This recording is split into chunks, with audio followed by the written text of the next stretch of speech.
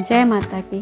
पिछले वीडियो में मैंने आपको दिखाया था कि हम लोग सुरकंडा देवी माता के मंदिर में गए थे। मैं बार बार नाम गलत ले रही थी। सुरकंडा देवी माता का नाम है। उत्तराखंड की खूबसूरत जगहों में से एक है टिहरी गढ़वाल। यहाँ की खूबसूरती तो देखती ही बनती है। इसकी खूबसूरती को दोगुना करता है सुरकंडा देवी जी का मंदिर, जो कि टिहरी गढ़वाल के जौनपुर जिले के सुरकुट पर्वत पर स्थित है। यह भारत के प्राचीन हिंदू मंदिरों में से एक है, जो कि 51 शक्तिपीठ में से है। सुरकंडा देवी मंदिर माता दुर्गा को समर्पित है। इसके अलावा इसमें काली जी की प्रतिमा स्थित है। वहाँ पे देवी के रूप में काली को पूजते हैं।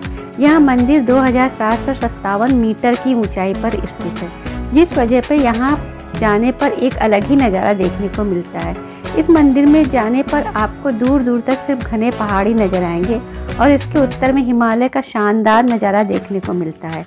मंदिर तक पहुंचने के लिए आपको कुद्दू खाल से 3 किलोमीटर तक की पैदल का रास्ता तय करना पड़ेगा। और इसके अलावा यह मंदिर धनौल्टी से 6.7 किलोमीटर, चंबा से 22 किलोमीटर और मसूरी से लगभग 40 किलोमीटर की दूरी पर स्थित है। इस मंदिर में देवी काली जी की प्रतिमा स्थापित है।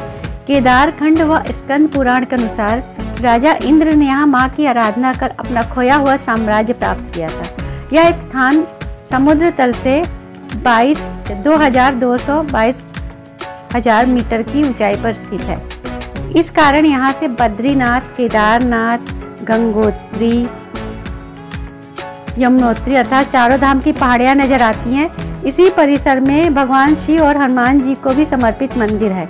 ऐसी मान्यता है कि नवरात्रि और गंगा दशहरे के अवसर पर इस मंदिर में मां के दर्शन मात्र से ही सारी मनोकामना पूर्ण हो जाती है। मां से मन मांगी मुरादें पूरी होने के बारे में तो हम सभी जानते हैं, परंतु यह मंदिर हम सबकी मनोकामना तुरंत पूरी कर देता है। यहाँ पे दर्शन से मात्र 1, 2, 3 नहीं बल्कि 7 जन्मों के पापों से मुक्ति मिल जाती है। जी हाँ, कई बार जब सत्कर्मों के बाद भी हम अनायास दुख तकलीफ झेल रहे होते हैं तो हमें लगता है इस जन्म में तो सब अच्छा किया है, शायद पिछले जन्म का ही कोई पाप है। तो हम आपको बता दें, आप इस मंदिर के दर्शन कर लीजिए। मान्यता यह है कि माँ की कृपा से वर्तमान ही नहीं, आपका भूतकाल और पिछले जन्म के सारे पाप नष्ट हो जाते हैं। जिस मंदिर की बात कर रहे हैं वो यही सुरकंडा देवी का मंदिर है, जो 51 शक्तिपीठों में से एक है। अगर आप इस मंदिर में दिसंबर, जनवरी, फरवरी में आएंगे तो यहाँ पे बर्फबारी का भी आनंद उठा सकते हैं। वैसे तो इस मंदिर के कपाट साल भर खुले रहते हैं। और अब पहले तो हम लोग जब गए थे तो यहाँ पे रोपवे सेवा नहीं थी। तो जय माता दी बोलते हुए मैं इस वीडियो को स्टार्ट करती हूँ।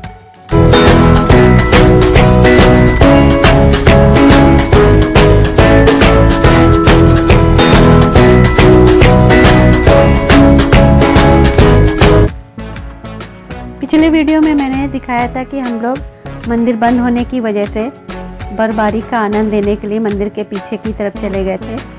मंदिर में आने की वजह से हम लोग नंगे पाँव थे, इसलिए बर्फ़ पे हम लोग नंगे पैर ही बर्फबारी का आनंद ले रहे थे और बर्फ़ खेलने में बहुत ही आनंद आ रहा था। आसपास भी ढेर सारे पर्यटक, ढेर सारे तो नहीं कहेंगे, हाँ कुछ पर्यटक बर्फबारी का आनंद ले रहे थे। मैंने भी बर्फबारी का पूरा आनंद उठाया और पतिदेव से को फोटोग्राफी भी करवाई। थोड़ा यूँ बना रहे थे लेकिन चलता है। देखिए, मैंने बर्फ़ का स्नोमैन बनाया और उसके बाद फिर बर्फ़ के गोले भी बनाए। बहुत सारी फ़ोटो मैंने खींची थी लेकिन सारी फ़ोटो नहीं डाली, कहीं आप ऊब ना जाएं। हमारे बगल में भी बर्फबारी का आनंद उठाते हुए पर्यटक ऐसा बर्फबारी कर रहे थे कि मेरे ऊपर भी ऐसा ही बर्फ़ के गोले फेंक रहे थे एक दूसरे के ऊपर कि मेरे ऊपर भी आ गए थे। मुझे नीचे जाने में डर लग रहा था, मुझे लग रहा था कहीं फिसल ना जाए, तो इसलिए मैं किनारे पे ही थी, क्योंकि रास्ता, पहाड़ का रास्ता उतना देखने में लगता तो है बहुत सुगम है, लेकिन पता नहीं कहाँ गड्ढा है, कहाँ गहरा है। तो स्नो पड़ने के बाद तो बिल्कुल दिखाई भी नहीं पड़ता है, इसलिए हम नीचे नहीं गए। और लग रहा था मंदिर खुल जाएगा तो भीड़ हो जाएगी, तो इसलिए देखिए बाकी लोग गए हैं नीचे। ये हमसे कह रहे थे चलो नीचे चलते हैं, चलो नीचे चलते हैं, लेकिन हम नहीं गए। इतना सफ़ेद चादर से लिपटा हुआ पूरा मैदान इतना सुंदर लग रहा था कि हम आपको बता नहीं सकते। पतिदेव थोड़ी देर तो नानुकुर किए, उसके बाद वो भी जो है बर्फ़ के गोले बना बना कर मेरे ऊपर फेंकने लगे और हम लोग को बहुत ही आनंद आया। फिर उसके बाद हम लोग पहले बैठ के, फिर खड़े होके, फिर इधर से इधर हर तरह से बर्फबारी बच्चों की तरह बर्फ़ के गोले बना बना कर खूब खेले हम लोग। पैर में ठंडा लग रहा था क्योंकि नंगे पाँव थे। और ये देखिए चारों तरफ का दृश्य, मैंने कहा एक बार दिखा दूँ।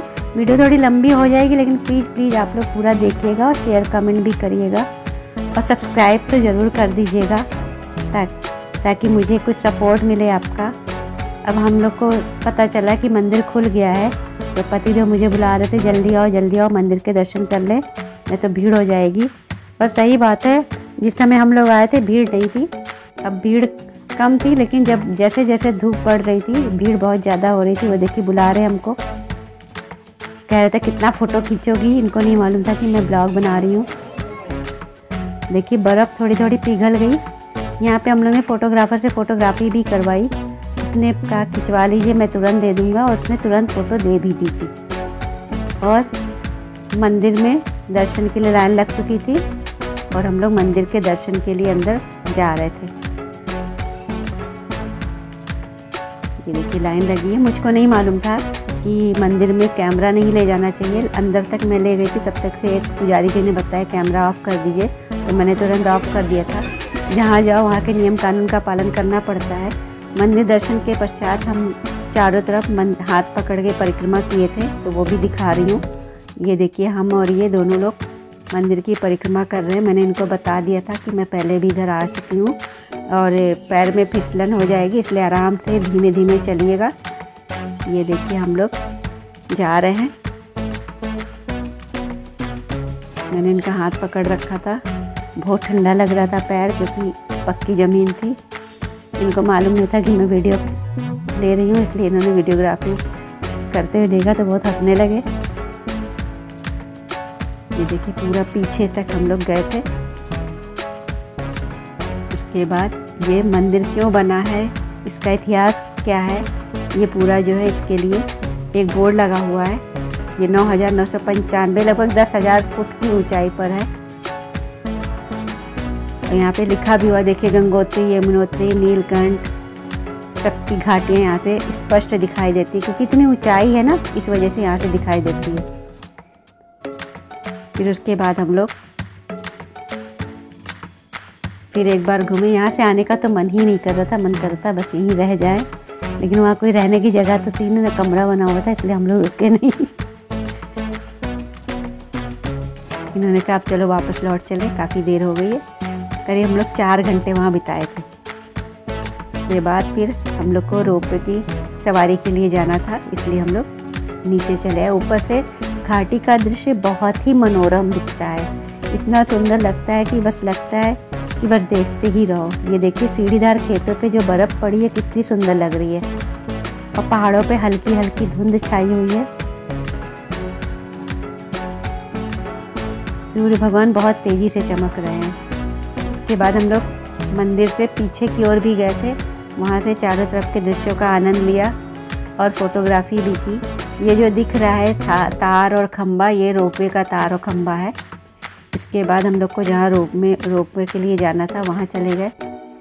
अभी तो हम लोग सीढ़ी से उतर रहे हैं और ये देखिए सामने रोपवे जहाँ है वहाँ हम लोग पहुँच गए। और अंदर जाके भी मैं फ़ोटोग्राफी करूँगी। ये देखिए बर्फ़ हर जगह पड़ी हुई है।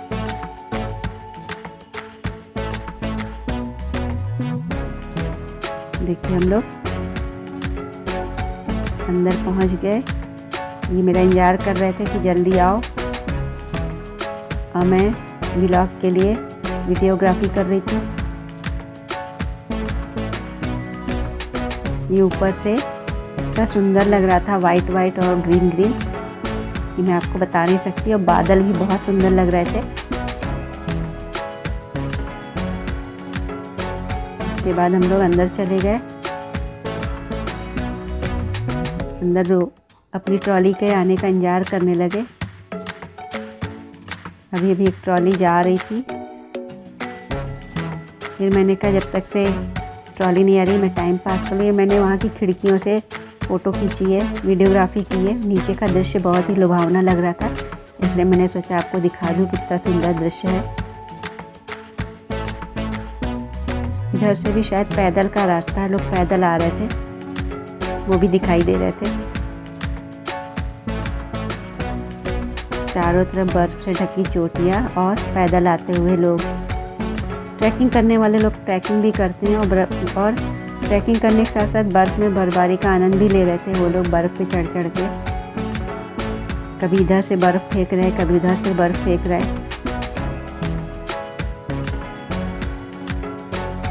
बहुत ही सुंदर सीन लग रहा था। फ़ोटो खींचने में लगता है बार बार वही सीन, लेकिन ये कि अलग अलग जगह की फ़ोटो है, लगता है कि उसी जगह की फ़ोटो है। पहाड़ सब में सब चीज़ एक ही जैसा लगता है। आपसे बात करते करते देखिए मेरी ट्रॉली आ गई और अब हम लोग ट्रॉली में बैठ के नीचे की ओर जाएंगे। देखिए अब भीड़ बढ़ गई है, इसलिए ट्रॉली जल्दी जल्दी आ रही है। रोपवे के होने से बहुत ही आराम हो गया। 10 मिनट में हम लोग ऊपर आ जाते हैं, नहीं तो कम से कम 2 घंटे तो चढ़ाई में लगेंगे ही, क्योंकि हम लोग को पहाड़ पे चलने की आदत तो है नहीं। अब हमारी ट्रॉली तैयार है नीचे जाने के लिए, और मैं ट्रॉली में नीचे जाते हुए भी वीडियोग्राफी करूँगी ताकि आपको लगे आप लोग भी ट्रॉली में बैठे हो। अब हमारी ट्रॉली चल रही, पीछे भी एक है, आगे भी एक है, 3-3 का ग्रुप रहता है। देखिए धीरे धीरे धीरे धीरे चलने लगी। और जब ये खंबे के पास से गुजरती, पिछले वीडियो में बताया था ना, खट खट खट खट की आवाज़ होती है। नीचे का दृश्य कितना सुंदर है। चारों तरफ श्वेत चादर बिछी हुई है बर्फ़ की, पेड़ों पे भी स्नो लगी हुई है। बहुत प्यारा सीन है। देखिए कितनी धीमी गति से चलती है ट्रॉली। मैं चाहती तो इसको बहुत तेज़ फॉरवर्ड कर सकती थी, लेकिन मैंने कहा वीडियो थोड़ी लंबी हो तो, लेकिन आप लोग को भी पूरा ट्रॉली में बैठने का आनंद आना चाहिए। क्षण क्षण हम लोग अपने गंतव्य की ओर बढ़ते हुए, ये बादल इतना सुंदर लग रहा था कि मैंने सोचा ला उसकी भी वीडियोग्राफी कर लूँ। बहुत तेज़ धूप निकली हुई थी, लग रहा था हम लोग बादलों के ऊपर हैं। धीरे धीरे हम लोग बढ़ते हुए, देखिए खंबा आ गया। फिर खंबे में थोड़ा सा खट बोलता है ना, तो डर सा लगता है थोड़ा। धीरे धीरे आगे बढ़ते हुए और हम लोग प्राकृतिक दृश्यों का आनंद लेते हुए आगे बढ़ते हुए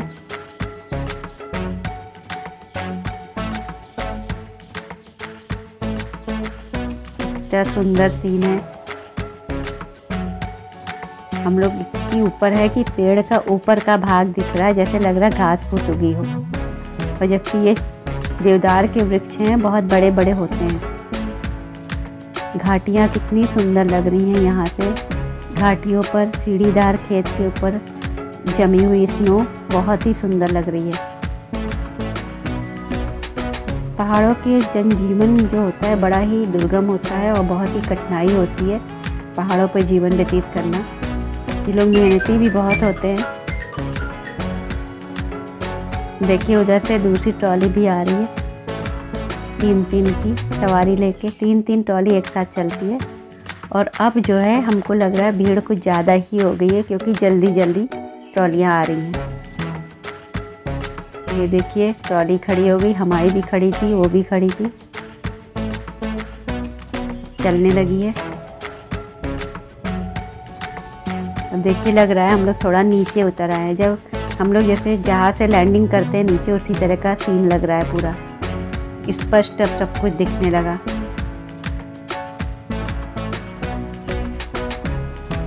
देखिए हमारी ट्रॉली खड़ी हो गई। पैदल जाने वाले लोग पीछे देखिए दिख रहे हैं। अब हम लोग फिर जब चलने लगेंगे तो बताएंगे आपको। जब वहाँ पे सवारी बिठाने लगते हैं, पैसेंजर बैठने लगते हैं, तब जो है हमारी ट्रॉली रुक जाती है। मैंने सोचा जब तक ट्रॉली रुकी हुई तब तक बादलों की फ़ोटो ले ली जाए। ये देखिए वही जो खेत दिख रहे थे कितनी दूर दिख रहे हैं।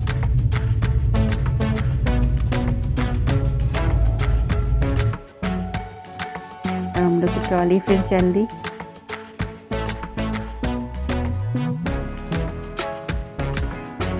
देखिए हम लोग एकदम नीचे आ गए हैं।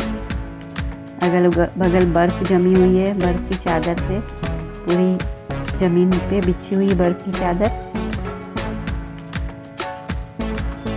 ये देखिए हमारी खिड़की से दिख रहा है।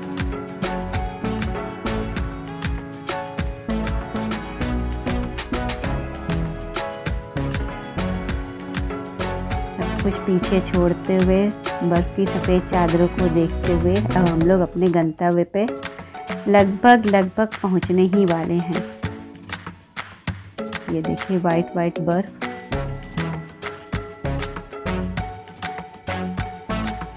ये देखिए हमारा गंतव्य आ गया और अब हम लोग उतर के नीचे जाएंगे। सचमुच ये माँ सुरकंडा देवी की यात्रा बहुत ही सुखद थी, बहुत ही सुहावनी थी, बहुत ही आनंददायक थी। माँ के दर्शनों से मन तृप्त हो गया और मन करता है मैं बार बार इनके दर्शनों को आऊँ, बार बार माँ हमें बुलाएं दर्शनों के लिए। ये मैंने जो जहाँ पे ट्रॉली पे बैठे थे वहाँ से खिड़की से मैंने ये सीन लिए हैं। उसके बाद बाहर आ गए थे हम लोग। बाहर आने के बाद पीछे की तरफ जाके भी मैंने कुछ फ़ोटोग्राफ खींचे थे। और ये मैं जा रही हूँ चलते हुए, पता चल रहा होगा। देखिए कितनी लंबी लाइन हो गई है। जब हम लोग सुबह आए थे तो बिल्कुल भी भीड़ नहीं थी। वो इतनी ऊपर हम लोग गए थे। देखिए वो मंदिर दिख रहा है माँ का। और देखिए भीड़ बढ़ गई। हम लोग बहुत अच्छे टाइम पे आ गए थे। आप लोग भी जब भी कहीं पे भी दर्शन करने जाएं तो घूमने का मतलब ये नहीं कि सोते रहे, जल्दी से उठ के जाके दर्शन कर लें ताकि भीड़ कम मिले और अच्छे से दर्शन हो जाए, आप पूरा आनंद उठाएं उस स्थान का। अब हम लोग नीचे जा रहे हैं। जितनी चढ़ाई करके ऊपर आए थे उतनी उतराई करके नीचे जाएंगे। लेकिन मुझे लगता है रोपवे थोड़ा ऊपर बना दिया है, बुजुर्गों को बहुत ही परेशानी होगी। मैं इनको याद दिला रही थी कि हम लोग सुरकंडा देवी पहले भी आ चुके हैं पैदल, इनको याद नहीं आ रहा था। तो मैंने याद दिलाया कि मैं नंगे पाँव ऊपर गई थी। तो एक पंजाबी जी ने पूछ लिया था, दिल्ली के थे, कि मैडम आप इतनी श्रद्धा रखती हैं कि आप पूरा ऊपर मंदिर तक नंगे पाँव गई। तो तब इन्हें याद आया कि हाँ सुरकंडा देवी हम लोग पहले भी आ चुके हैं। उतरते समय तो नहीं लगता है, लेकिन चढ़ते समय थोड़ा सा परेशानी होती है क्योंकि हम लोग को पहाड़ चढ़ने की आदत तो है नहीं। तो उतरते समय तो आराम से आदमी उतर जाता है, लेकिन जब ऊपर ट्रैकिंग करनी होती है तो सांस थोड़ा सा लोगों की उखड़ने लगती है, विशेषकर बुजुर्गों की। तो इसलिए थोड़ा सा नीचे बना होता तो सही रहता। अब हम लोग दरवाजे पे आ गए हैं माँ सुरकंडा देवी के।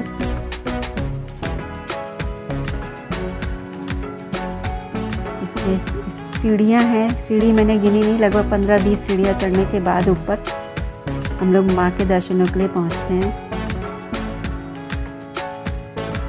सबसे अच्छी बात प्रसाद वगैरह ये नीचे मिलता है, ऊपर प्रसाद नहीं लेना पड़ता है।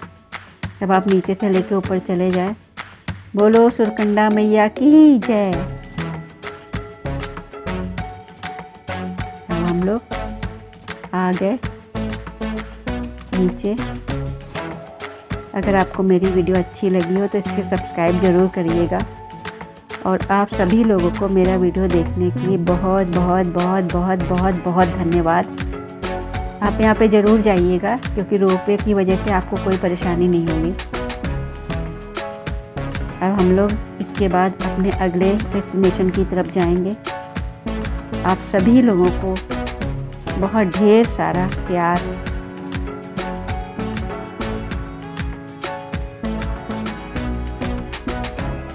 मैं आपको बता रही थी ना, मंदिर के बाहर प्रसाद मिलता है, आप प्रसाद यहीं से खरीद सकते हैं और रेट भी फिक्स रहता है। और इसी के साथ धन्यवाद। और नमस्कार और ढेर सारा प्यार। बोलो सुरकंडा मैया की जय, जय माता की।